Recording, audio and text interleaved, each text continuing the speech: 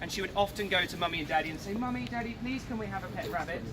And Mummy and Daddy would always say no, because they said she would look after it for a week, and then it would be Mummy and Daddy's job to look after it for the rest of its life.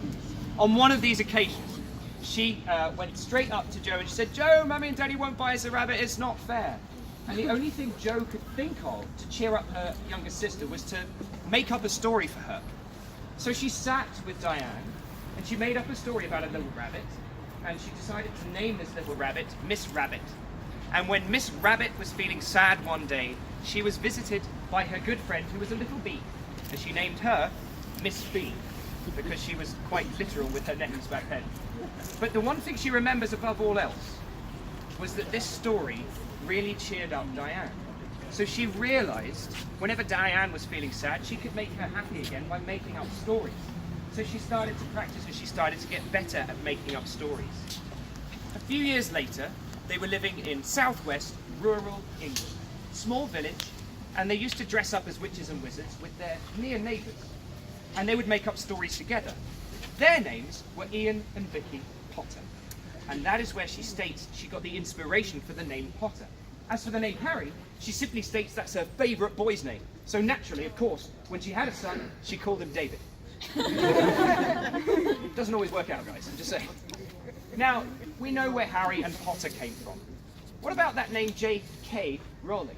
Does anyone know, A, what the K stands for, and B, why she had to have it? There's a hand. Yeah, can you remember the name itself? It was her grandmother's name, but I'm going to give you 5 points. Kathleen, very good. I'm going to pretend you said Kathleen. 5 house points for Gryffindor. Streaming away in the lead. This is normally when 8 Slytherins just walk away. It's her grandmother's name, Kathleen. Now the reason she had it, does anyone know why she had to have it? Ooh, let's come to you. They didn't think anybody would buy a book written by a wizard. You're absolutely right. Bloomsbury was certain 10 house points for Hufflepuff. For Hufflepuff, well done Hufflepuff. So yes, Bloomsbury said no boys are going to buy your book unless your name looks more masculine on the front cover. So you're going to need a middle initial. Her name was Joanne Rowling. She was christened as Joanne Rowling, so she panicked. And she thought of her grandmother, and she remembered her grandmother's beautiful name, Kathleen.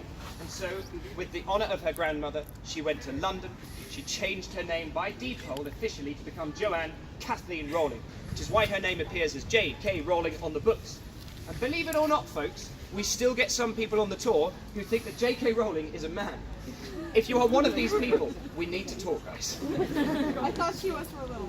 I know, that's fine until you kind of do a little research or just look inside the cover and see her photograph. All of these things. It's an amazing thing. So now we know why she became J.K. Rowling. We also know the history of that name, Potter. Crucially, there are just 3 stops left on our tour, folks, and they are hugely significant Potter stops. The first is a coffee shop at the bottom of the hill here. So we're going to make our way across the road and down the hill, folks.